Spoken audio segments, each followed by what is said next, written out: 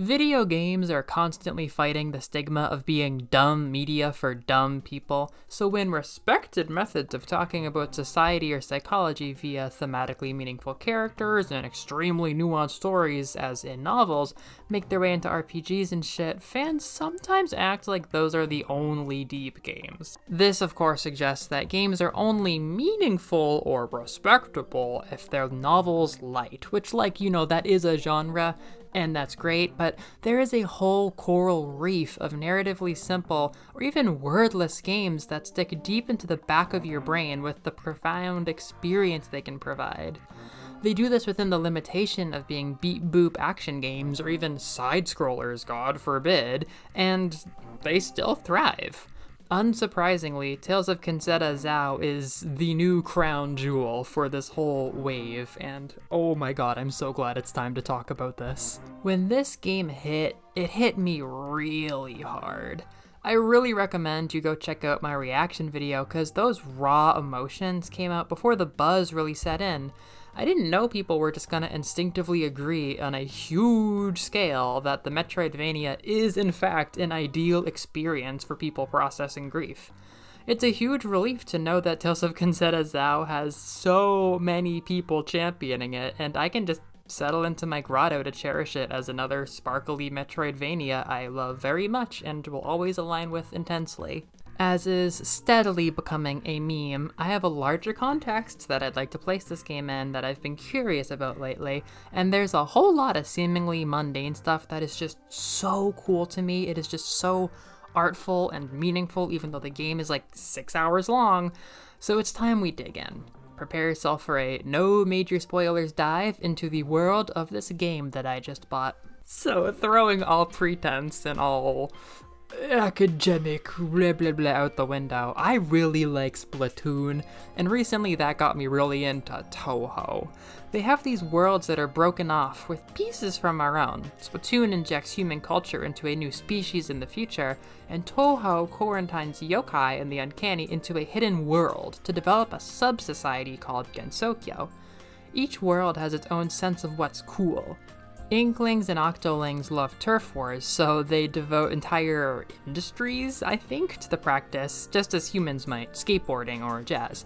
And Touhonians are all jazzed up about Danmaku's spell card battles meant to display their grace and dominance over each other.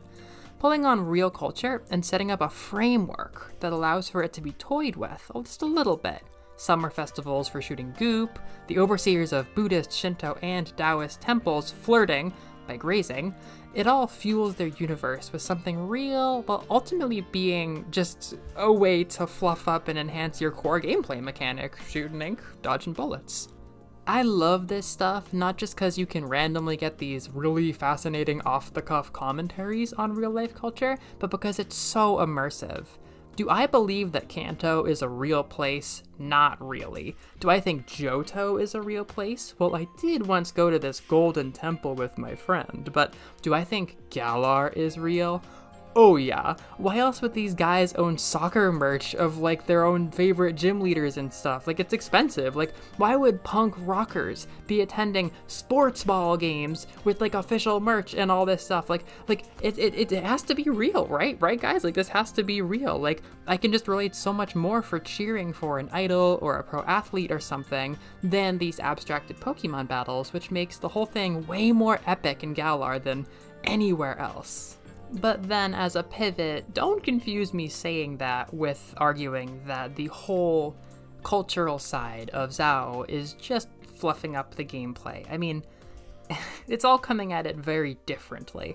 Abubakar Salim and the team did say that they're less interested in educating on culture and spirituality, and more trying to use this reality as their material for a whole immersive fantasy world, which they're succeeding at. It's been essential to the fantasy fun of this thing, but you can't deny that compared to something like Splatoon, which just cherry picks and chooses what it wants to recreate from the human world, just for mostly subtle purposes, the world of Kenzera packages African environments, richly detailed and realized fashions, and character design elements like hair and body paint not often seen taking center stage in the game's world, and its own representation of a real spirituality that you're not really gonna miss the cultural side of this. It's a huge part of why the game has so much buzz, and it's probably why a lot of people are rushing in to deflate that hype by calling it simply another run-of-the-mill Metroidvania. Like, sure, maybe it's not gonna reinvent the wheel, but are you seeing this game? Are you not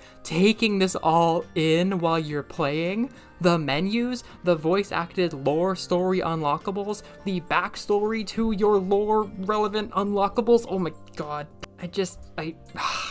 These are like the very best things from Imp of the Sun and Fairy Afterlight, which are two other Metroidvanias with worlds loaded up with actual myths, art, and culture that the creators wanted to bring to light from Peru and Indonesia.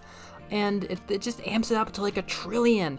This may not be a didactic game that wants us to learn lessons, like it's not, maybe it's not a retelling of like an actual Bantu myth or something, and maybe it's not like a textbook on any particular culture, but like it world builds using such powerful, seemingly time-honored concepts that it's impossible not to be taken in by it all and fall into the believability.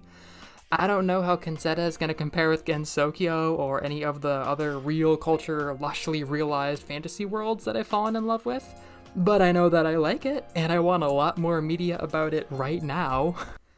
In the menus, as like DLC or something, I found a comic about Zuberi, the real-world version of ZAU, who is framing the narrative. He's reading the book about ZAU, and his dad, take notes, seeing a movie featuring a story about the god of the sun and the moon, who are imagined as superheroes of some kind, fighting some evil dude. I really want to talk about this, because it had so much sentiment to the masks with the personal story, and that is huge. That is what every other video on this topic is about, very justifiably. But it also sets up the masks as our tickets into the world of Kenzera and Amani, the Afrofuturist center of the world that Zuberi is reading the story in. They're simplified here, and I'm sure the game will get deeper into their roles in the whole cosmic world, but they serve as an easy connection point. I love using them, and ZAU loves channeling them, and Zuberi loves reading stories about them, and apparently watches movies about them too. The moon armor feels a bit like an elegant icy blue turtle mode, and the sun is more of like a flowing, active, hot fighting style with its twin spears. These ideas feel real. Like, there's some story that people have been passing around for ages, I'm sure. I want to learn more about all of this, but I'm just guessing, like, it has to be. And yet at the same time, they're also part of Kenzera, so they can do whatever they want with them. This is the intense layering at play here. Kenzera is a world of spirits and shamans given full legitimacy and power over their environments because it's all framed as a story in a world that's supposed to be more believable in Amani and the world that surrounds Amani, which I also want games in, by the way. Take notes. The sun and the moon masks are real, but they're not. But they are, but they're not. But they are real, and this lets us be engaged with them, and it really has been drinking me into the story. Drinking? I'm not redoing that take. If ZAU, this one debut game in the Tales of Kenzera franchise, has one gameplay hook, it is swapping these moon and sun gameplays for some depth. The moon lets you aim magic spell shots in 360 like a Mercury Steam Metroid might, and the sun... Okay, like, I'm not gonna say it, like, I'm not gonna say it, but like, if there was one character, or like one game, one series to credit for Metroidvanias being half shooting, half melee, then you know what I'm talking about. They're spears though, they're not swords or axes or anything. They're spears, which is really cool. There's two of them. He holds them in such a way, like kinda halfway, 55% of the way up, that they work for close combat, which I'm immediately sold is how they actually work in real life. I'm not that far in the game, but the skill tree system is obviously just about amping them up in fun ways, and I'd really like to see them tack some movement upgrades onto them. Some platforming puzzles have suggested that the moon has the edge horizontally and the sun has the edge vertically, but I need some more there because the switching is really fun. Speaking of which, my moon mask caught the first proper item progression upgrade in the Ice Blast. Yes, situated in lore.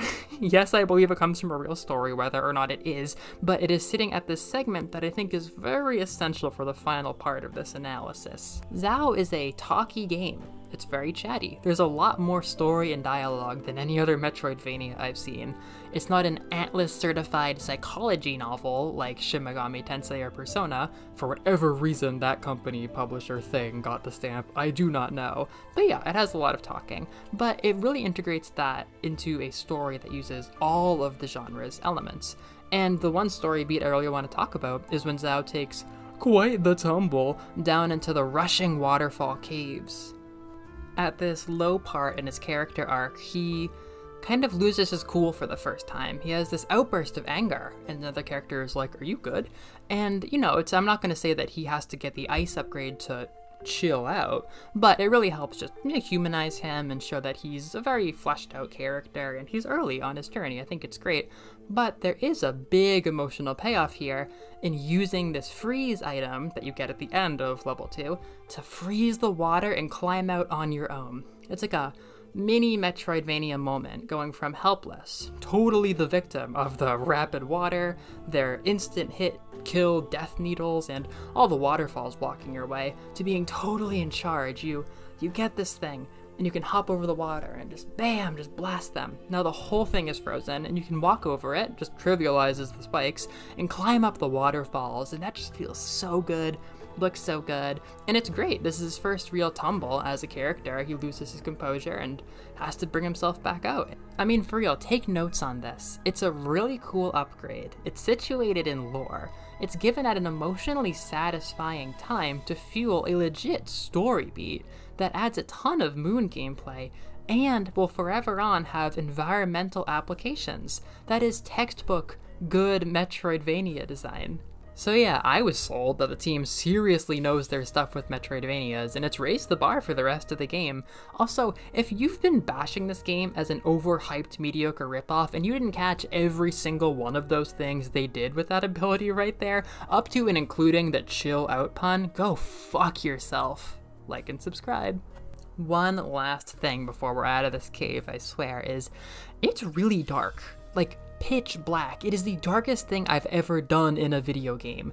There's something to be said about ZAU grappling with his emotions, and like there's no grief storytelling that does not use this metaphor, but it's like really dark in this game. I realized this video was kind of built backwards, starting with the big social topics and then working down to the fact that the game is really dark, but like, yeah, no, it's dark. Things started great with this. In the intro cutscenes, like, I'd seen them in promotional stuff, but not with this atmosphere. They were bright. This is, oh my god, the shadows on everybody's faces, the shadows, oh my gosh, in the Amani house, and it's all dark, and he's talking to his mom. It was such strong atmosphere. The richly detailed, pointed, bright talk sprites just pop like crazy with the darkness, and the vivid lighting in places like the cave, like, just gets a lot of mileage out of the darkness. But I was also really lost at one point. Like, I was super mad that I was dying to something. It was like smushing me. I don't know, I couldn't see it, and I didn't understand the audio cue, and eventually I just ran through and it was like, okay. But they needed like much more clear audio cues, or like, you know, any visual clue to get you through. It was a little bit much, but that's an evolving story. Expect to hear more later. In summation, yeah. After the Metroidvania potluck on last Saturday's stream, I found myself craving a dark, vividly colorful, just like popping neons and everything, just aggressively super action-heavy Metroidvania that I didn't have quite yet, shockingly. That's like elements from everything that I like, but just haven't put them together. I did not think the African savannah cave game with like pretty towns was going to be that game, but it totally is. It's dark. It's got atmosphere for years. It's sharp. It has these awesome pointed character designs with darkness over their faces that I just never could tell in the promotional material. Like the turtle mask has these like pointy ice mitts. It's just really cool. It's just cool. It's got a strong atmosphere and it feels tight and epic and badass, way more than I expected. I thought it would be a little bit more, I don't know, like Disney? That seems a little dismissive, but it just wasn't quite what I expected, and I love this. God, at the end of the day, this is just a very deep game, operating at numerous levels of storytelling, and I'm dying, not even just to see this story through, but just to hear what's next for the franchise. I know they probably weren't gunning to be African Toho, but I am nothing if not a comparer, and to evoke my impressions of 2+ decades of cramming every yokai there is into an ongoing story before I even beat your first goddamn boss, it's gotta be some kind of praise, right? It's just such a cool world, and you guys gotta go play this game. Like, please, play it, try it, it's so important. Just let it sit on your tongue a little bit. Get a taste for it. Let yourself get lost in it. Whatever way it speaks to you, let that happen. And someday, if we all really believe and come together, ZAU plushies.